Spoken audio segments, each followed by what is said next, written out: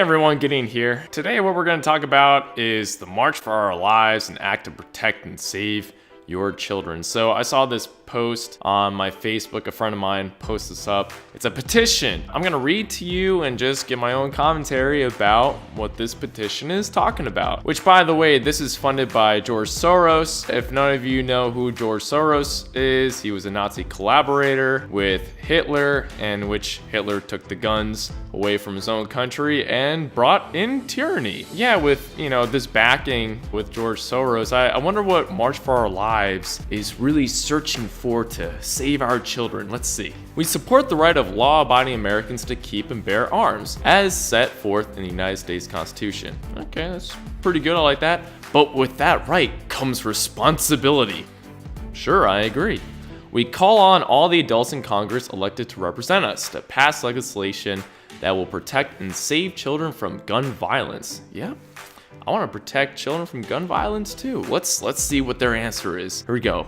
Our elected officials must act by 1. Passing a law to ban the sale of assault weapons like the ones used in Las Vegas, Orlando, Sutherland Springs, Aurora, Sandy Hook, and most recently to kill 17 innocent people and injure more than a dozen others at Marjory Stoneman Douglas High School. Of the 10 deadliest shootings over the last decade, 7 involved the use of assault weapons. No civilian should be able to access these weapons of war, which should be restricted for use by our military and law enforcement only. These guns have no other purpose than to fire as many bullets as possible and indiscriminately kill anything they are pointed at with terrifying speed. Okay, this is really stupid. So in 1986, there's something called the Hughes Amendment that already banned machine guns. Hence, machine guns are assault rifles and they are automatics. So, right, again, you pull the trigger once, it spews out many bullets at just one trigger. The AR-15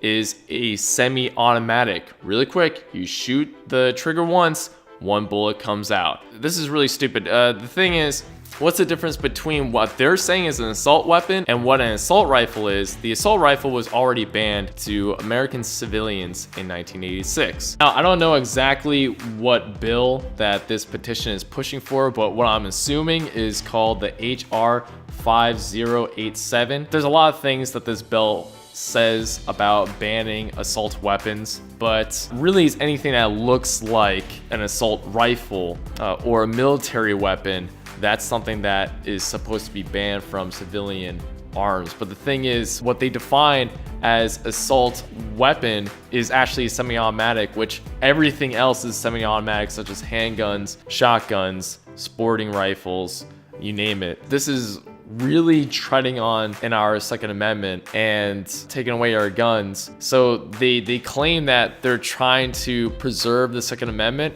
yet they're actually taking away more guns from civilian hands. What a bunch of assholes. So they're jumbling up a lot of the definitions between assault weapon and assault rifle. They don't really have a clear definition of assault weapon. All right, let's go on to see what they're gonna do with these assault weapons. 2, prohibiting the sale of high capacity magazines such as the ones the shooter at our school and so many other recent mass shootings used. States that ban high capacity magazines have half as many shootings involving 3 or more victims as states that allow them. Limiting the number of bullets a gun can discharge at one time will at least force any shooter to stop and reload, giving children a chance to escape. What they're basically doing is dumbing down the semi-automatic rifle, in which they call an assault weapon. Really stupid. So basically they're taking this normal weapon, the semi-automatic AR-15, and they basically just want to dumb it down. Let's say that you have a normal child that is born into this world and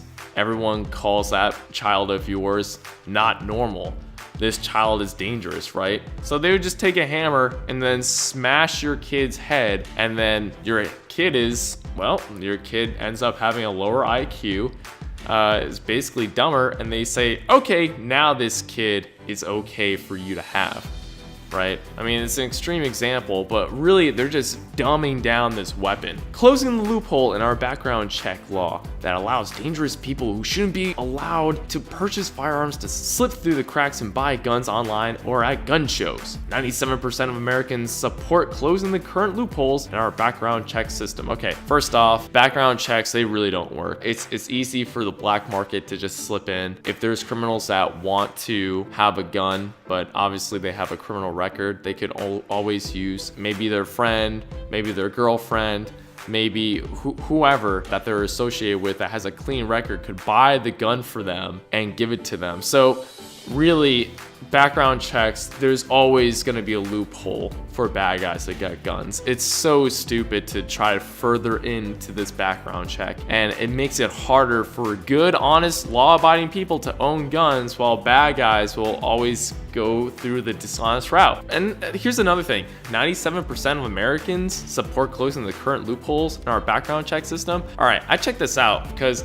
I don't remember signing anything to disagree with the whole background check system, but actually what it is, all that I saw is from Quinnipiac University, and just their students, about over 1,200 people have signed this thing. But for this stupid petition, they're saying that that's encompassing all the Americans. That is really ridiculous. So that is so false information. Okay, and then we go on. When Connecticut passed a law requiring background checks on all handgun sales, they saw a 40% reduction in gun homicides. Okay, I checked up information on this. Really, all you see is liberal news media spouting this information out. Maybe it's true, I don't know, but nonetheless, again, background checks won't work. Why? Because all these shootings, I don't get how people don't get this. All these mass shootings that happen at gun-free zones. People who can't own firearms.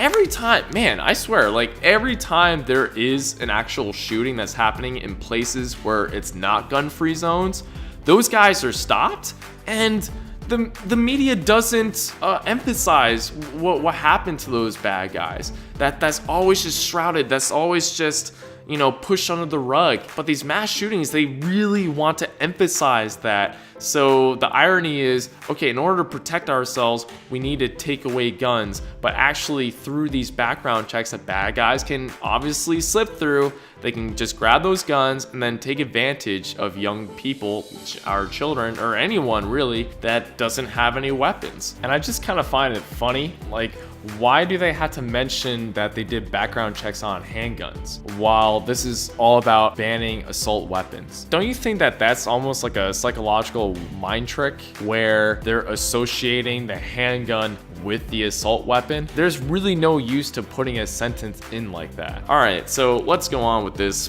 petition. Okay, 22% of gun sales in this country take place without a background check. That's millions of guns that could be falling into dangerous hands. A background check should be required on every gun sale, no exceptions. The children of this country can no longer go to school in fear that each day could be their last. What the hell? That is retarded. There's been cases where in Utah, the teachers have been trained and armed with firearms, and there's like no crime that happens over there. Happen over in Israel, same thing. I believe Texas also has teachers who are trained and armed, and there were cases where there were bad guys who try to enter into these schools, but guess what? Teachers knocked them out.